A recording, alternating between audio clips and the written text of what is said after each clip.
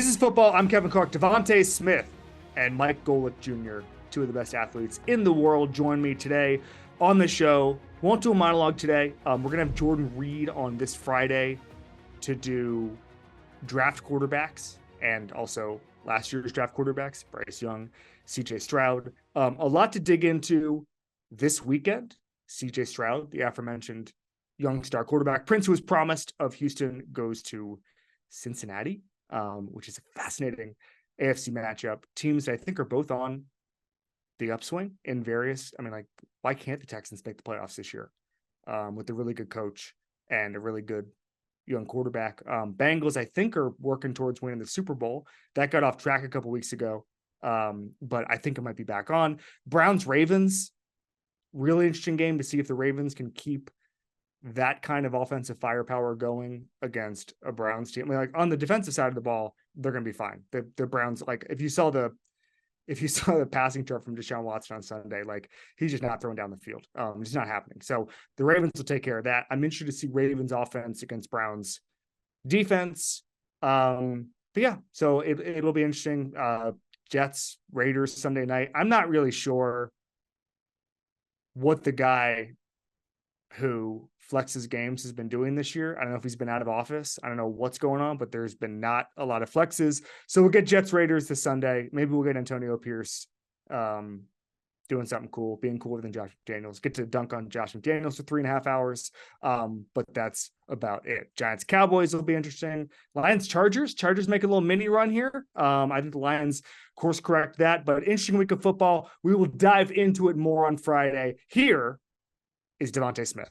Tickets to the game, merch, meals at iconic restaurants, stays at Caesar's Palace. All this can be yours when you bet with Caesar Sportsbook. Win or lose, every bet earns reward credits, which you can redeem across the empire. Now, if you haven't started yet, use the code OMAHAFULL and then place your first bet up to $1,250. If you win, great, you keep those winnings. But if you lose, you get your stake back as a bonus bet. All right, DeVonta Smith, one of the best receivers in football for one of the best teams in football. He's here with Verst. What's going on, man? How you doing? I'm doing great. We'll get to what you're doing with Verst. I want to talk a little bit about the season first. I want to start with some controversy because the other day you threw an alley-oop to A.J. Brown, and he said the oop was bad. It didn't. So you were trying to do the Wade LeBron photo. He said the oop was bad. You said Braun would go get it from anywhere. Give me the verdict. You've probably been able to watch the tape over the past couple of days. Was the oop bad, or was this on A.J. Brown, DeVonta? Everybody knows that no matter how bad the oop is, a real dunker will make it look good. So if it was me, I would have made it look good. I completely agree. I watched the tape. I saw it from every angle. How did you guys even come up with the idea to try to recreate that photo, DeVonta? So the past couple of weeks, AJ has been, trying to dunk and things like that. So he was like, man, we should do the LeBron and D Wade, and we just went out there and just did it. I love that. Are you a big LeBron guy? Is that or was that AJ? Like, what's your the inspiration there? I'm not a big LeBron guy. I mean, of course, he's one of the greatest to do it. Sure. But it was just like something, just like, man, why not do it? Yeah, of course. All right, let's talk about football a little bit. I want to start with your catch, your touchdown catch, the incredible one on Sunday against Dallas. Your catch radius is unbelievable. You're not a huge guy, but you obviously make yourself play big because of the way you can go and get balls. And I'll start here. How did you learn that kind of catch radius? Obviously, there's some God-given talent in there, but you have to work at being able to kind of work like a vacuum and get any ball that comes towards you. How did you learn to expand your catch radius like that, DeVonta? I would say, growing up playing basketball kind of helped. Yeah. Being able to, get rebounds and things like that kind of helped. And then just that's kind of what the great receivers do. They can go up and get the ball at the highest point, things like that. And that's what I try to do. And as that's a quarterback's best friend, a guy that can go up there and just get the ball no matter where it's at. Now, wait a second here. So Josh Allen was on the show last week, and he talked about how basketball helped him in the open field, kind of improvising and understand pump fake and be on the line of scrimmage, all that stuff. He comped his game to Klay Thompson. You said you're rebounding, and that expanded it. What was your hoops game like? Who can you comp to? Were you just out there playing like Kawhi? I would say I was kind of like a Rondo with a better jumper. I kind of do everything. Okay. Wow. Okay. Good. All right. So let's talk a little bit about this Eagles team and what makes it special. I'm going to start with Jalen Hurts because I think anybody who's seen his rise understands how special he's been, certainly over the past year and a half. But I think I think people have talked about his just almost supernatural work ethic and all of this stuff.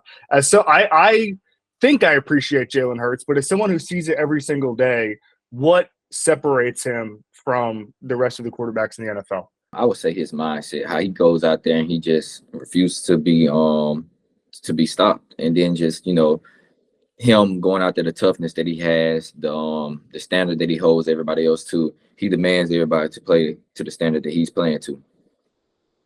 Can you expand on the demanding thing? I mean, obviously you're going to be self-motivated, but is there a time that he said, "Hey, we got," like, that he's motivated you in a different type of way and gotten you somewhere you wouldn't have normally gotten? We expect to play a brand of football over here that's that relies on us. It's not about the other team. It's about everything that we do, going out there doing the details that we need to have, the details that we need to have, and he demands everybody to have those details. You have to know what the standard is to play here, and he makes sure that everybody understands that standard and everybody plays to that standard. What's been your favorite throw that you guys have connected on since you've been in Philadelphia?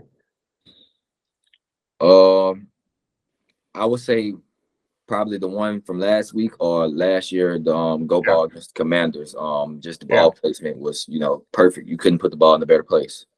As someone, and obviously ball placement is key on like the throw against Dallas, as you just described. But like, what don't I know about that kind of throw? Like, what's the process of it? What was how does that connection even happen? That kind of chemistry. Like, if you're trying to explain to someone like me who doesn't necessarily understand all the nuances of football, like, what makes that throw and that catch so special? I would say the timing. Earlier in camp and things like that, me and him specifically, our go balls, it wasn't the best. We were never on the right page and things like that. It's something that we worked on a lot, and I would say timing has just gotten so much better. And with it being a double move, it was kind of like, okay, he has to give me time to work the double move. I can't take forever doing the double move, and like it just all timed up perfectly. And I would say that just comes down to us just working on it, because at the beginning of the year, it wasn't there. Beginning of the season or beginning of camp? Beginning of camp, it was not there. Okay, and then you guys just kept repping it. Yeah. That's fascinating. And then the toe drag too, because that seems like the hardest part of being a receiver. How do you perfect that kind of toe drag? I mean, are you working on your feet all the time? You mentioned obviously the catch radius earlier, but like, how do you sort of master that when not everybody can do that? I mean, we see some guys step out of bounds all the time. How do you master that? So that's something that Coach Nick, he preaches on. Anytime you're on the sideline, drag your toe. And it's became a habit to where, like, anytime we're jogging off the field, someone is throwing us the football, and like when we catch it, we always drag on the sideline. So like that's just something that in this building we just always work on. Anytime you come off the field, somebody on the sideline has a football, they throw you the ball, and you always drag on the sideline. So like it's just kind of like muscle memory at this point. So in practice, guys are just throwing to you at the sideline to try to practice dragging the toes. Yeah. Wow, that's crazy. Is that can you speak a little bit to the kind of detail-oriented coach that Nick is? You mentioned obviously Nick is somebody who preaches that. Like, what other details does he preach that would kind of blow people's minds outside the building?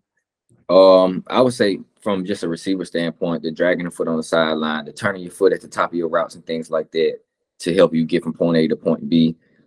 He has his chair analysis to where if you're sitting back in the chair, you're going to fall every time at the top of your route, instead of you being bent over, chest over knees, knees over toes, and things like that. If you're sitting in a chair, you're going to fall every time. And it's true. Every time you running the route and it's like you're sitting in the chair, you fall.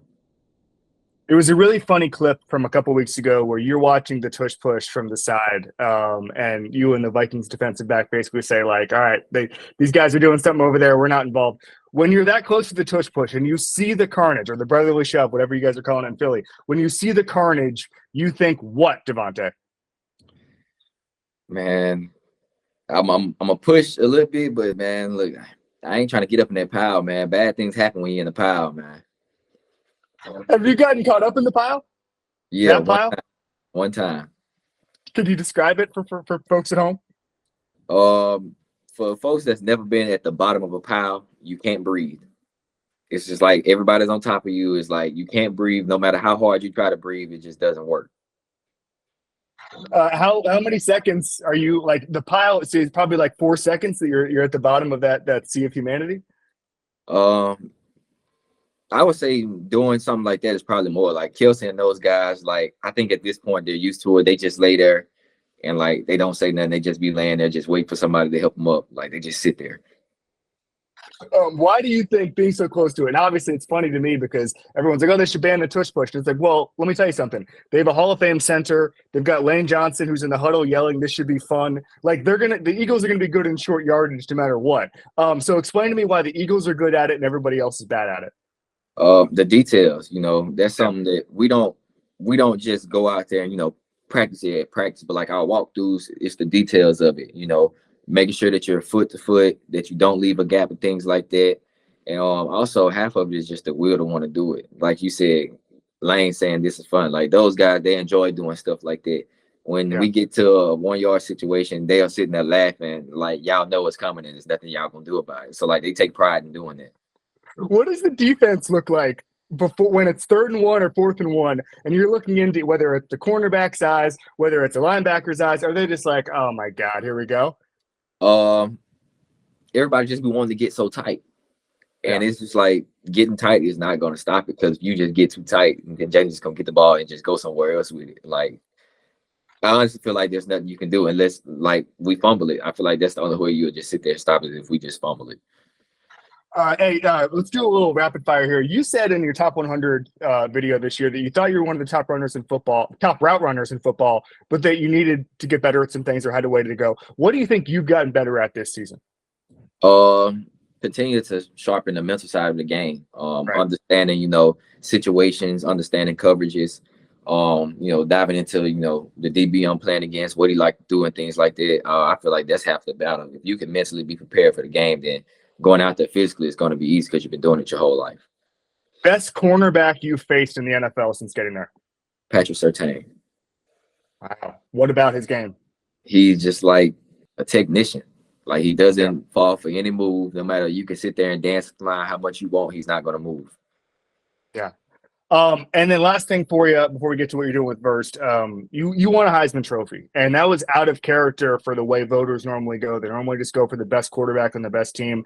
That frustrates me as a college football fan, frankly, because you look at someone like Marvin Harrison Jr., some of these other amazing receivers, they should have a better chance than just, okay, this quarterback's 9-0. Let's just start hyping him up. And you look at the Heisman odds this year, and it's all quarterbacks, and I think Marvin Harrison's like 5th or 6th. Do you think that the Heisman Trophy should open up to more players, not just receivers, but I mean, if Brock Bowers had stayed healthy, that kind of thing, defensive players. What do you think about how the Heisman Trophy is given as someone who has won it from a non-quarterback position?